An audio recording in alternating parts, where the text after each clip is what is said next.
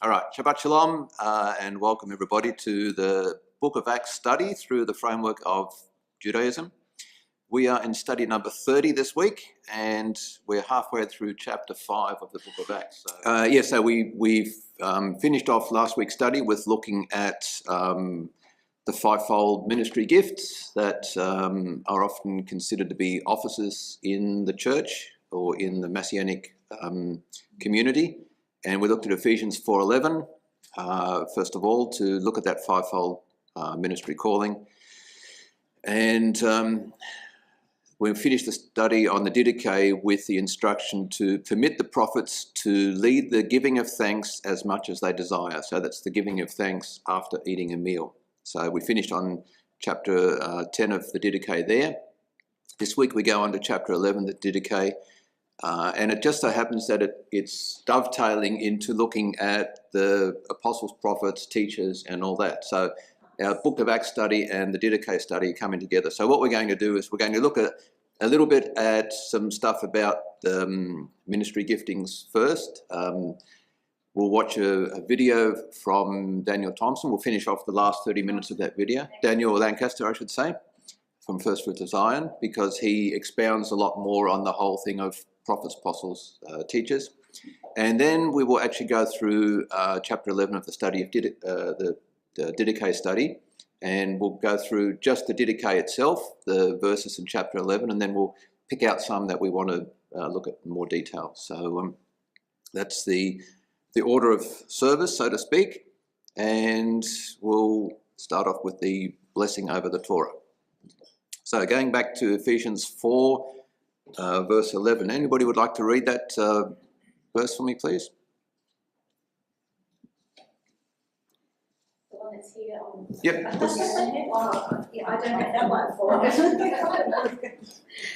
to tell you. Furthermore, he gave some people as emissaries, some as prophets and some as proclaimers of good news, evangelists, some as shepherds and some as teachers. Their task is to equip God's people for the work of service that builds the body of Messiah until we all arrive in the unity implied by trusting and knowing the Son of God at full manhood and the standards of maturity set by the Messiah's perfection. It's good. So just getting that in context, if someone would like to read verse 2 of chapter 4, please. Always be humble, gentle and patient, bearing with one another in love and making every effort to preserve the unity of the Spirit. This unity the Spirit gives through the building of our shalom. There's one body and one Spirit, just as when you were called to one hope. And there is one Lord, one trust, one immersion, and one God, the Father of all, who rules over all, works through all, and is in all. Each one of us, however, has been given grace to be measured by the Messiah's bounty. Thanks. If I turn that TV a little bit, is that better for you guys over there? I don't know why I put it at an angle. Is the reflection? It's better this way, no? It's better like this one. Yeah. How's the reflection on the video? Good. You just have to readjust the frame maybe to get it back in. All right. Cool. I can hide behind the TV now. Right. The King James actually puts the last verse a little bit different. The King James says, "But unto every one of us is given grace according to the measure of the gift of Christ," or of Messiah. David Stern doesn't always follow the exact wording of the Greek text. He changes it to what makes sense in the Hebrew. So sometimes it's not exactly the same, and the context is slightly out sometimes. It's not always out, but sometimes. I think in this case, it's important to recognise that these are gifts that we're talking about here back in Ephesians chapter 4, verse 11. So, for he gave some as emissaries, so that the giving is the gift by the measure of Messiah. Does that make sense?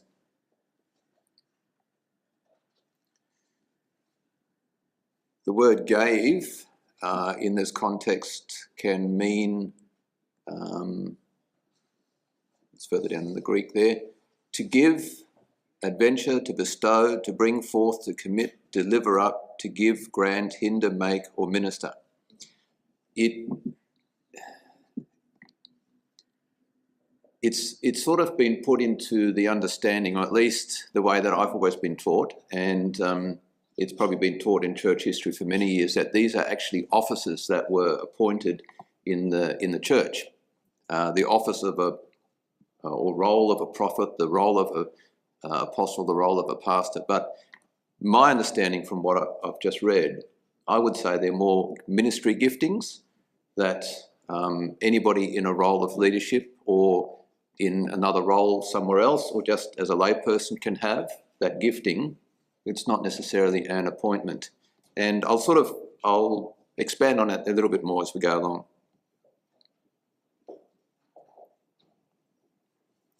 The purpose of these gifts, ministry giftings, is to equip the body of Messiah, but it needs to be done foremost in grace and according to the grace that was given through Messiah.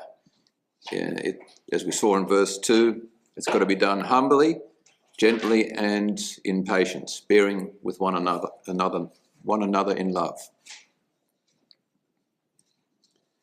These are not self-promoting gifts, and I know I'm sharing the obvious here, but if we look at the what's common in the church in Christendom today, especially in some Pentecostal movements, you have a lot of self-appointed apostles, prophets, and the fruits are not necessarily according to being humble and being patient and being kind, at least not from what I've seen. Not all of them. I'm just saying that, there's a good portion out there. So it goes kind of contrary to what Scripture is talking about.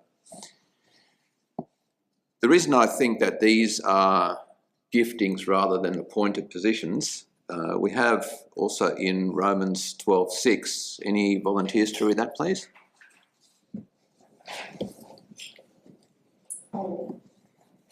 Thanks. But we have gifts that differ and which are meant to be used according to the grace that has been given to us. If your gift is prophecy, use it to the extent of your trust. If it is serving, use it to serve. If you are a teacher, use your gift in teaching. If you are a counsellor, use your gift to comfort and exhort. If you are someone who gives, do it simply and generously. If you are in a position of leadership, lead with diligence and zeal. If you are one who does acts of mercy, do them cheerfully. So I used to, sorry Marie, you've got... Yeah, I'm just saying that if your gift is prophecy, use it to the extent of your trust. So Faith. yeah. Faith does. Right. So, the word trust. Not others trusting in you. No. But the word trust is in my head, and I don't know if it's right, but in my head, this has taken me to what Father has entrusted you. Because some people have, how there's different levels of the gift of prophecy. Like everyone can prophesy in this room, but others. The 5 levels that we looked at last week. That we looked at last week. Some. I mean, everyone can prophesy to the base meaning to encourage, exhort, and edify. I can do that just by speaking God's word at you. So I can prophesy in the natural, so to speak. But you're talking about the next level of gifting, and then. Levels that were differentiated in. Yeah. So I just looked at that thing. I wondered if use it to the extent of your trust, but it could also mean Well, faith. I initially thought that, but you'd have to look at the language, wouldn't you? Just see what if it's The original word is faith, and faith and trust. They're interchangeable in the Hebrew anyway. So that's why David Stearns used trust here. Trust. And King James would have used faith Sure. in that context. Yeah. Okay, sorry. No, that's good. But we see here that teaching, prophesying are considered gifts. Even a teacher, if you're a teacher, right, that is a gifting of teaching. So in my past walk, I used to do the classic classifications. You know, there's gifts from the Father, there's gifts from the Son, and then there's gifts from the Ruach HaKodesh. So the gifts from the Father are the ones, these ones here, which are all natural gifts. And the gifts from the Son are the fivefold ministry gift, because it talks about Messiah. And then the gifts of the Spirit are the ones in Corinthians. But I'm more and more understanding now that I think they're all just giftings from the Father, and they're bestowed to us in one way or another through Messiah or through the Ruach. But they're not positions that we can say, I'm now a prophet, or I'll explain a little bit more about that. I'm just sort of trying to put that in the context of, you know, I'm a self-proclaimed apostle, and I should be given honour, and if you don't give me $5,000 for this meeting, then I'm not going to come next week, because, you know, that's the sort of thing I'm talking about. Do we have the Hebrew definition there for the word give or gift? Do you? I don't know if it's the right one.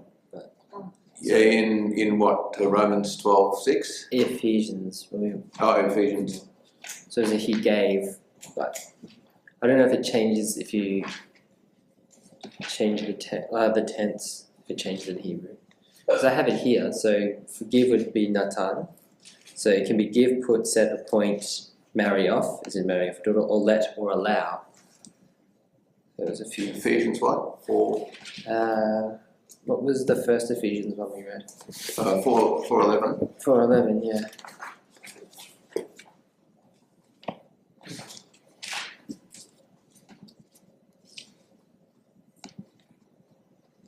Well, there's the Hebrew, but unfortunately I don't know which word it is.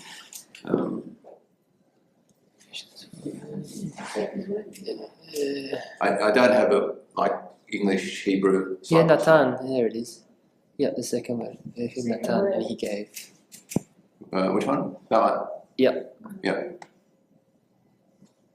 So what does that mean? So that word can be give, put, set, or appoint, or let or allow. Right, okay. So there is one part of that definition which does say appoint, admittedly, but even in the King James, where did it go? Even in the Strong's, it says grant or hinder. There was bestow, Yeah, possibly, yeah. it kind of gives that warning before, because it says it's not granting as like you were saying, like bestowed an office for glory. It's for the maturity of the body. That's the only reason why you're bestowed that gift the office of So it's almost the complete opposite, even though it's a similar idea. Yeah, works to the opposite. Yeah. So I mean, this is by no means a hard and fast concrete thing. I'm presenting the other side of an argument. When we watch the First Fruits of Zion video, he'll present a different argument, and he'll actually say that apostles, prophets, and evangelists don't exist anymore. They've all died out. So the only thing we're left with is pastors and teachers. But I had a coffee with a so-called prophet on Thursday night. He calls himself a prophet, and they go to a school of prophets, and they do prophesy. Now, I'm not saying they're in the league of an Old Testament prophet, or maybe even Agabus. I'm not saying that, but that gifting is still around, and people who are operating in that quite frequently consider themselves to be prophets. So I'm not saying one way or another here. What I'm trying to do is paint one argument, and then we'll look at another argument, and then we'll sort of discuss and see what, where do we come out on all of this? That's what a Beit Midrash is all about, right? So back to Romans 12:6, which we've just read. So there are giftings all around that are given by the Father, either through the Ruach or through the Son, and they include everything from prophecy to, what have we got? Mercy, giving cheerfully, to leadership, to teaching, to being an evangelist, to have an evangelistic flair to the way you present yourself and present the gospel. So this is my argument, that these are all giftings and they're given to people as the need is, or as they require, or as the Father wants. So hopping around in Ephesians 4 a little bit, I just want to clarify something here. Ephesians 4:20, would someone like to read that, please? You have been built on the foundation of the emissaries and the prophets, with the cornerstone being Yeshua the Messiah himself. In union with him, the whole building is held together, and it is growing into a holy temple in union with the Lord. Yes, in union with him. You yourselves are being built together into a spiritual dwelling place for God. Thanks. So the key thing I wanted to point out there, it's back in the whole context of the fivefold ministry and the giftings and all that. Rav Shaul tells us here that we are built on the foundation of the emissaries, or the apostles and the prophets. And so Ephesians 2:20, sorry, thanks for that. Correction, everybody. Ephesians 2:20. So Rav Shaul is saying that we, the body, the Messianic community, is built on the foundation of the apostles and the prophets. And so you could think, oh, that's the apostolic apostles and the prophets that were around at that time. But Rabbi Shapira actually teaches that the prophets there is referring to the Old Testament prophets, not the apostolic writings, not in the New Testament, but in the Old Testament. In fact, he's saying that Moshe was the greatest of all the prophets, which we see here in Deuteronomy 34:10, because he saw Adonai face to face. So he was the greatest of all prophets. So upon Moses, upon Moshe and the Torah, and upon the apostles. So it's the Old Testament and the New Testament. Upon those two are we built, with Yeshua being the chief cornerstone. So does that make sense? Rather than everything in the apostolic writings. And sadly, if you don't have that understanding of Moses and the Torah being important, you could say that, well, it's all built on the prophets of the New Testament. But really, the most important prophets that we have to go back to are in the Old Testament, Moshe being the chief or the head of the prophets. Makes sense. So otherwise, it has to be foundational.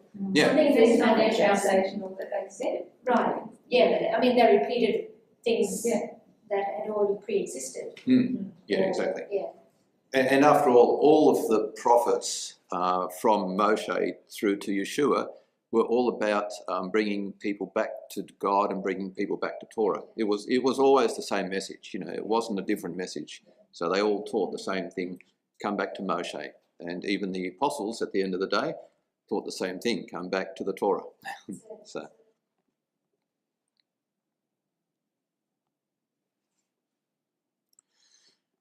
So what about the apostles then? So we've identified who the prophets were. They were the Old Testament prophets, mainly Moshe, the Torah. The New Testament apostles are, can you remember how many apostles or shlichim that we learned about right at the beginning? How many were there? Did I mention a number?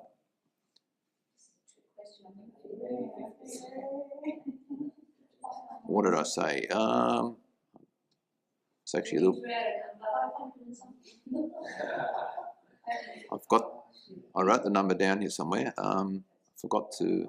I think it was about at least 40 were documented in the apostolic writings and other Christian and Jewish writings. So there were at least 40 or 50.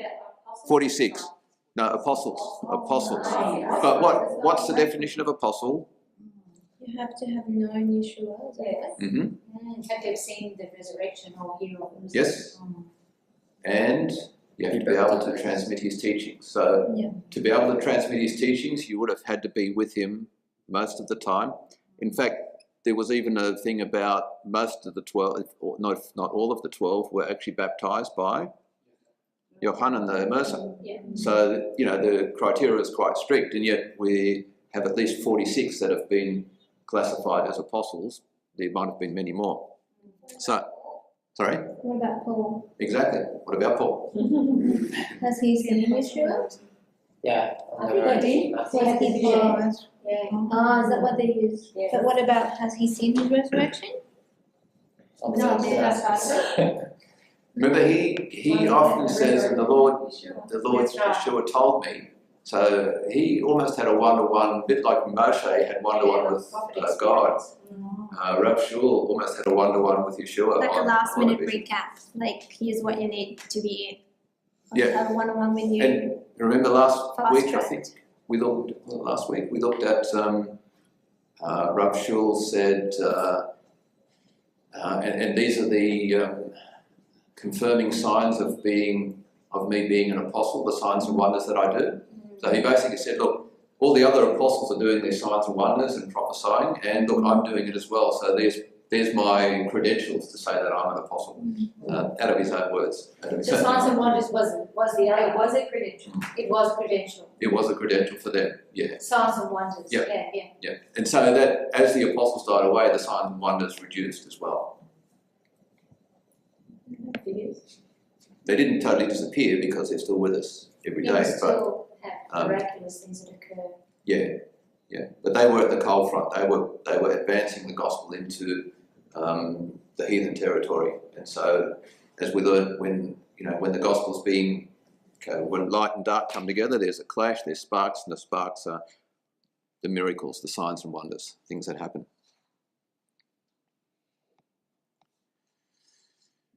So, who are these apostles that are being talked about in Ephesians 2:20? You get it right, 2:20?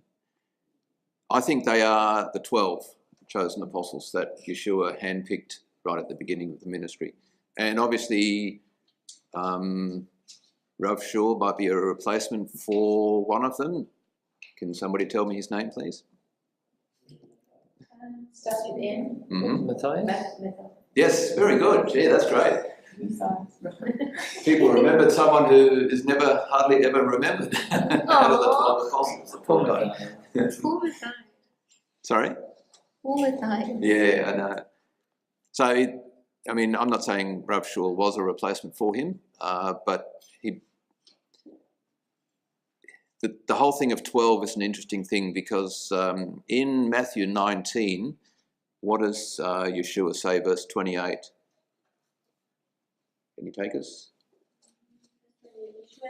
Yes, I tell you that in the regenerated world, when the Son of Man sits on his glorious throne, you who have followed me will also sit on the 12 thrones and judge the 12 tribes of Israel.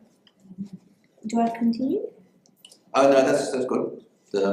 So we see there's 12 thrones for those who are with him that he's talking to right there. We see in Revelation 4:4 as well, there's 24 thrones that are talked about for the 24 elders or 24 seats. I believe 12 of those are the ones that we've just talked about or read about. And then I believe the other 12 are for the prophets from the Tanakh. That's how I see it. The other 12, that's debatable, but it could be the heads of the 12 tribes. But I think when Yeshua said, or when Rav Shul said that we built on the apostles and the prophets, I believe it's the 12 apostles that Yeshua picked and the 12 prophets from the Tanakh. Who those 12 are? Well, you can probably work out a number of them. Moshe, I'd say, maybe Elijah, maybe Daniel, I don't know. We'll find out one day.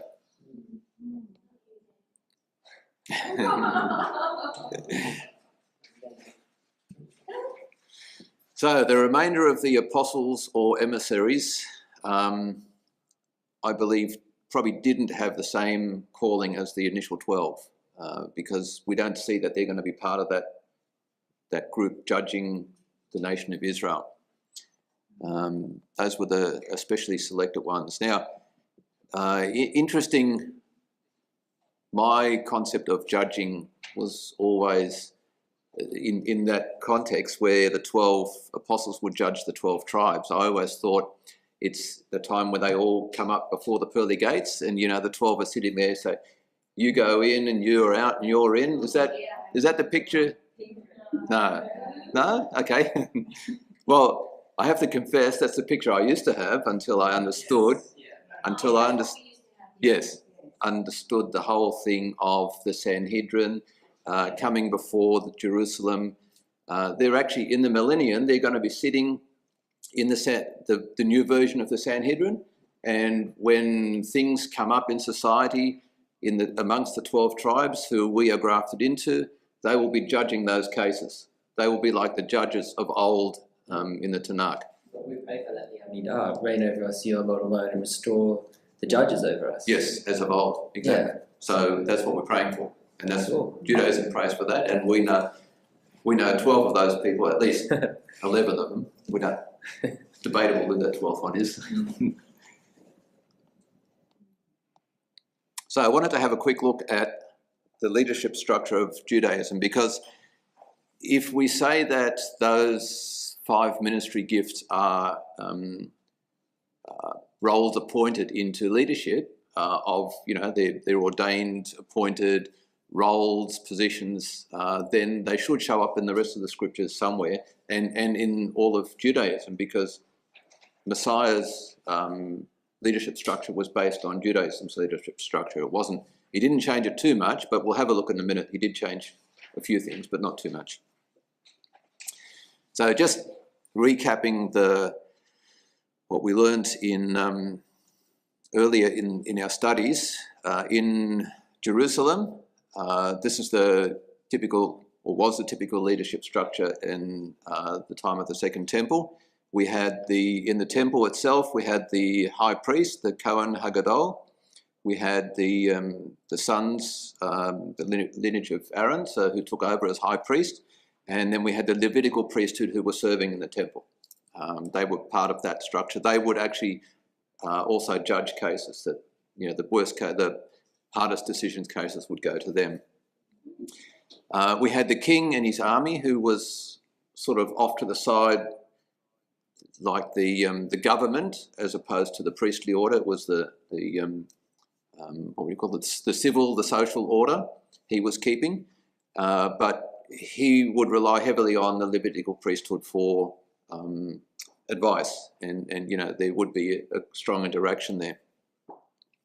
Around Yeshua's time, because we also had the Sanhedrin, the greater Sanhedrin, the high priest was meant to be part of the eldership there, so we had 70 elders plus the high priest, made 71 that were in the greater Sanhedrin in Jerusalem.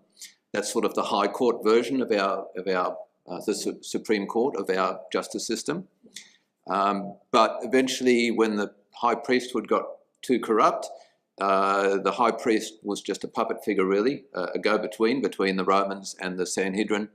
And the two, what they call the Zagot, took over, which was the Nazi, the prince of the house, and the Av Beit Din, the father of the house. So those two would typically debate cases and help the court decide on issues that came before them. And then in each city you had what was called a lesser Sanhedrin of 23 elders, and they basically referred back to the greater Sanhedrin, so there was a link there. And then in each synagogue you had an eldership of 2 to 3 elders or rabbis, which formed a Beit Din, your local synagogue and your local court sort of thing, making decisions on, when Rav Shul says, why do you go to the heathens to be judged? You should be coming to your own people to be judged, so you're going, people in the fellowship were going to the world system to be judged when the world system doesn't even understand God's ways. Yeah. He's saying, don't do that. Come into the God's house and be judged there. Go through the judgment there. So that was the Judaism of the time. When Yeshua set up his Messianic community, the leadership structure wasn't too much different. You still had the temple, you still had the king, but because that was a false king, we know Herod was not the real king. In fact, Messiah came back to establish his kingship, and so that was the new king established there.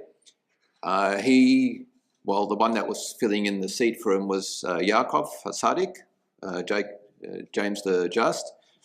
He was part of the new Messianic Sanhedrin that was set up, the Jerusalem Council. That was basically the 12 apostles and Yaakov. And then in each city you had bishops or elders that would relate to the Jerusalem Sanhedrin.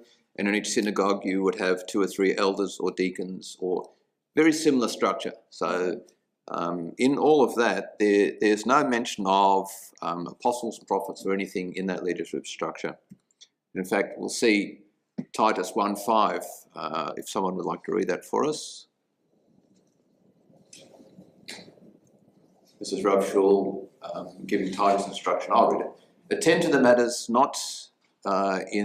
still not in order, and appoint congregational leaders in each city. Those were my instructions. So Titus was told to appoint congregational leaders.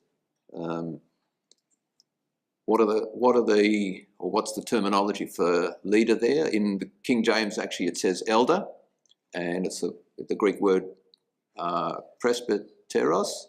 So that's where you get your presbytery from in some of your more traditional Orthodox churches. It's a term of rank or office among the Jews, right? Either members of the Great Council or Sanhedrin, because in early times the rulers of the people, it's right there anyway, you can read it for yourself, judges, etc., were selected from elderly men with grey hair, right? Or those who in a separate cities managed public affairs and administered justice. For the Gentiles are those who presided over the assemblies. The apostolic writings use the term bishop, elders, and presbytery interchangeably. As we see in verse 7 of Timothy as well, chapter 1, and also Philippians 1:2. Rav Shul uses the terms bishop, and in Philippians he also uses the term deacons. So really nowhere is there any reference to appointing pastors, elders, teachers, prophets, apostles and evangelists as heads of your local synagogue or part of the Beit Din. It's interesting that the Essenes use a similar language. I think it was bishops, or what's the other one? Deacons. There's another one. Elders. Anyway, it was a word that Catholics would use, but Right. they've taken a Hebrew word and obviously would have used the Greek word. Yeah. But they have a very similar structure. It's interesting, yeah, that we've got something very similar as well. So, if someone would like to read verse 6 of Titus for us, this is the requirement of someone who's in one of those leadership positions, being appointed to a position. I'll read them. Thanks. A leader must be blameless, husband to one wife, with believing children who do not have a reputation of being wild and or rebellious. That takes out half of pastor's children. I'll start again. Say no more. Pastor's children. For an overseer, as someone entrusted with God's affairs, must be blameless. He must not be self-willed or quick-tempered. He must not drink excessively, get into fights, or be greedy for dishonest gain. On the contrary, he must be hospitable, devoted to good, sober-mindedness, uprightness, holiness, and self-control. He must hold firmly to the trustworthy message that agrees with the doctrine, so that by his sound teaching he will be able to exhort and encourage, and also to refute those who speak against it. Last line, they haven't said that. Refute those who speak against it. Yeah. There you go. So there is some proof that you can refute people who are not talking the truth. But you have to be in a position that you know what you're talking about. That's basically Yes, what you're saying. that's So right. you have to be, you have to have sound teaching and be able to communicate that. So you can't just be a novice who, just because you have been baptized in the Holy Spirit and prophesy and speak in tongues, suddenly you can be, up the front and lead a church, which happens very frequently these days in some. It's quite sad. So does it mean in a practical sense that if you have, for example, a pastor, what are we defining as a leader?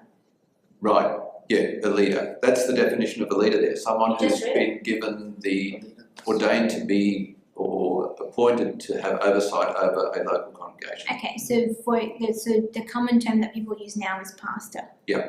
So if, for example, you have a pastor whose children are no longer believing, this is with believing children, and they have a reputation of being wild, does that pastor have to step down?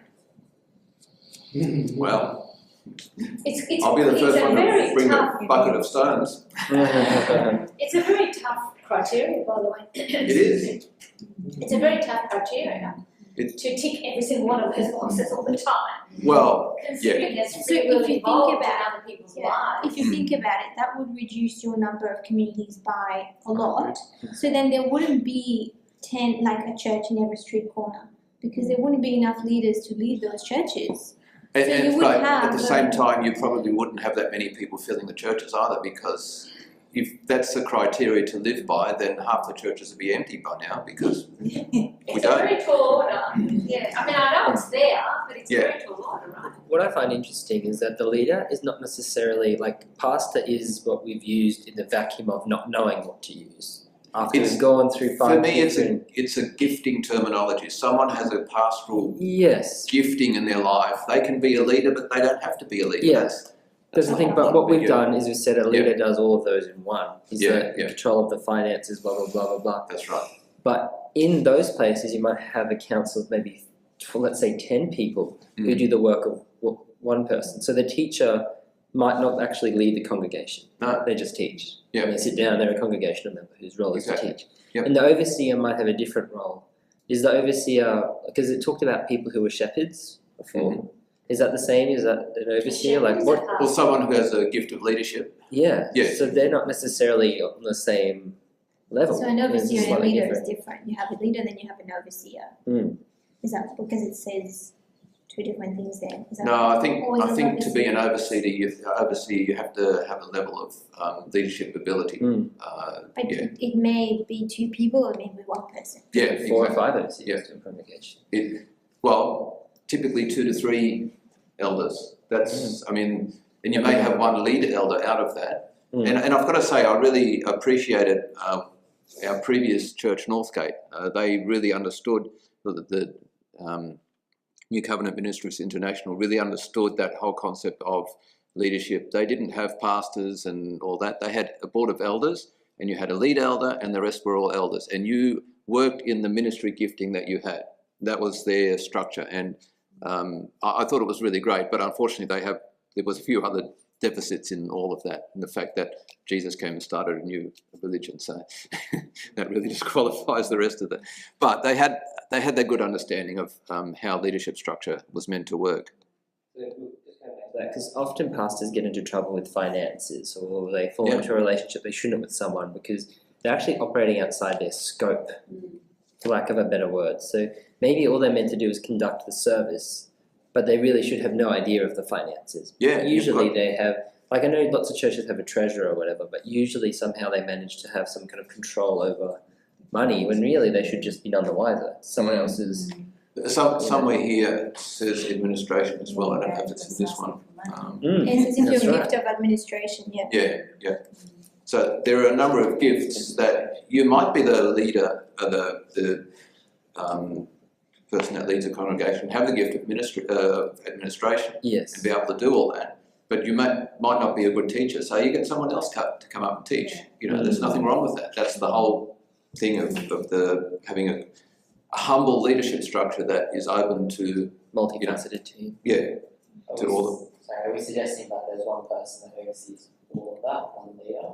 I'd say one leader, lead elder, but 2 or 3 elders. Yeah. And that criteria is just for that one person or all 3? Which criteria? The Titus 1:6. I would say anybody in leadership, any of that leadership Whichever structure. level of leadership you're in. Yeah. So if you're a youth leader, that also applies to you. Yeah. Or not. Yeah, I would say so. Obviously, we're all human, and we're all growing in things, so we're not going to be perfect in all of those areas. But the whole thing is that's a level for us to aim at as leaders. Also, sorry to go back, but it says when it talks about children, to talk about children as in even when they're older, or is it talking about children? Because when they become adults, you don't really have control of them. No. Exactly. So there's, I would say there's a level of, at some stage people make their own choices, and then you can't no longer be responsible for that choices. But you've got to lay a good foundation for them as well. For at least 13 years or more. Yeah. So it's and I mean each case is probably, you'd have to judge each case on its own merit, because there's too many variables in life to say a dogmatic one way or the other. Or should it be like that? And we've just been so lenient the other way. Well, I think we've been too lenient the other way. I think we've got to pull that line right back. That's my understanding. You just don't have children, you don't have that. Don't run the risk. That probably refers to grandchildren as well. So just a few other quick ones. Where are we? Acts 11:30, starting verse 27. Would someone like to read that? This time some prophets came down from Jerusalem to Antioch, and one of them named Agabus. that's short, Agabus, Yeah. stood up and through the Spirit predicted that there was going to be a severe famine throughout the Roman Empire. So the Talmudim decided to provide relief to the brothers living in Judah, each according to his means. And they did it, sending their contribution to the elders in the care of Barnabas and Shaul. So that's the first time in Acts that the term elders has been used in the context of the elders back in Jerusalem. So it wasn't even the apostles back in Jerusalem, it was just the elders, whoever they were, those positions. Acts chapter 14:23, we also see after appointing elders, and then in Acts 15:2, we see that so the congregation assigned Shaul, Barnabas, and some of the prophets, some of themselves to go and put the Shiliah, which is the apostles, before the emissaries and the elders up in Jerusalem. So again, elders were the main form of leadership in those days. Apostles, prophets, and that were mostly travelling ministries that went and edified and built up the local congregation with the knowledge that they'd been passed down from Yeshua, especially the apostles in those days. Yeah. Yes, sorry, just an observation more than a question, but it puts, is saying like the gift of prophecy in Romans 12:6, it says if someone, if you are a counselor, use your gift. If you are someone who gives, do it simply and generously. I think like we tend to stop at the first, like a teacher prophet. Of course. And then, but then the rest of us feel like, what is my calling? Like I feel like I was under the impression that you only had 5. Yeah. Like growing up. Or if you were in a church, you could be a worship leader and be a singer. Yeah. But then if you're unfortunate and you can't sing, then it restricts your ability to give to, like, You to don't have a edify. calling. You're not Yes. called to But any I mean, position in church. Like I personally, I enjoy helping, like administration-wise or whatever. So I didn't realize that was a gift. There you go. It's a So, gift. They're I all giftings to be used for the glory of Yeah, God. but it just, as I think it makes everyone kind of at the same level feel like we just put like categories of this is a higher or a better gift, and then this is a better. But that's human nature, you know. If I can prophesy better than you, then I must be a higher level prophet than you, and therefore I need more respect than you. You know, it's human nature, unfortunately, does that to us. Yeah, but the person who gives is the same as the person who prophesies. No rank at all. No. But really, I think some of the gifts are high visibility gifts, and they need to be, and the others are low visibility gifts, and they need to be low visibility, like it's no prayer leaders and things like that. Or like giving, or can't give. the person with the gift of helps, they don't want to tell. You wouldn't want that because you would be pulled this way and that way, demands made on you. Yeah, exactly. You can be abused in that role. Yeah. Very good, yeah. But I remember Aaron Eby talking about in Judaism, the person at the front isn't at the end of the day the one that's really the most important. It's the ones that are doing all the legwork, all the hard work, setting up chairs, helping the poor, etc., etc. That's what the real heart of Judaism is. You know, it's like the one who leads the prayer service and all that.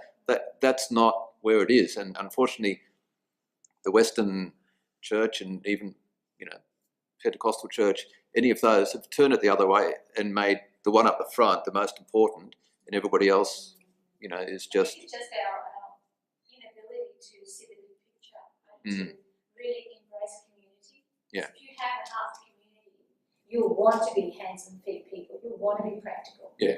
And you'll see the place that everybody has, and it kind of all fits together this beautiful puzzle that creates this awesome picture of community. Yeah, and the challenge of leadership is really to ensure that can happen amongst everybody. You know, that not one person is left feeling as if I'm not useful because I can't do anything. I often think of Stephen. Was it Stephen who, the one he waited on tables, and yet he was an awesome man who did miracles and signs and wonders, and he was waiting tables. Yeah. You know, it's like.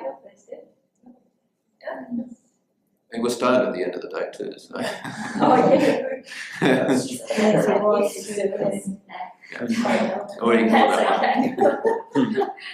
It's actually refreshing though to that, like, so the teacher doesn't have to be the pastor. So if the pastor can't teach, it doesn't diminish his role. It doesn't punish the teacher if they can't pastor or lead the whole thing. Yeah, exactly. You know, it just lets someone who has a gift do what they do. Yeah. They don't have to have this huge weight of them. Well, now you're it. You know. But also, like, when you are in the community, not feel pressured to take on something because you think you have to. If you have a gift, great, use it. If you don't know what it is yet, it's okay. But sorry. I was going to say, what about the extended meetings outside of church, say in homes and monasteries? Yeah. Well, they will all have a local. You know, there'll be always, if you have a meeting outside of your home, outside of the synagogue environment, you'll have someone leading that meeting as well. So they would be classed as a leader, maybe a deacon or something like that. You know. I guess it is important, your overseer, your leader, but I think that's an important role because it says there to devoted to good, sober-minded, upright, holiness, self-control. I guess I'm looking for someone that can oversee and be fair and encourage people. I think that's got to be part of that overseeing gift, you know. Verse 2, always be humble, gentle and patient. That's not just the general body, and we have to be humble and patient and generous to the person up front. It's everybody. It's mostly the person up front, you know, mostly the leaders that have to apply this because they're the role models of how to live. And if they're not applying these principles to their lives, then what's the rest of the fellowship, you know? They're taking example from that person. Yeah. I'm just really taken, and I see it in the workplace just as much, but you know how you can have the two spectrums of, you know, a really hard taskmaster versus the encourager. And you just see so much good coming out of, you can still be firm, but if you're encouraged, you get heaps better fruit than if you're just demanding all the time. So just having made some context with regards to leadership structure in the apostolic community, we can watch the next half of the Daniel Lancaster video, but we can have a break for coffee first. Now, for those online, unfortunately, we can't show the video online. So what we'll do is we'll put a link, because of copyright reasons. First Fruits don't want us to use, duplicate and rebroadcast their material. So we'll put a link online for you. I would advise watching the whole 1 hour of the teaching by Daniel Lancaster on the fivefold ministry gifts, talking in the book of in the Didache, chapter 11, and then we'll actually film the second half of our Didache study as a group, because we'll talk about chapter 11 and we'll discuss a few things that in context of what we've just learned and in context of what Daniel Lancaster talks about. So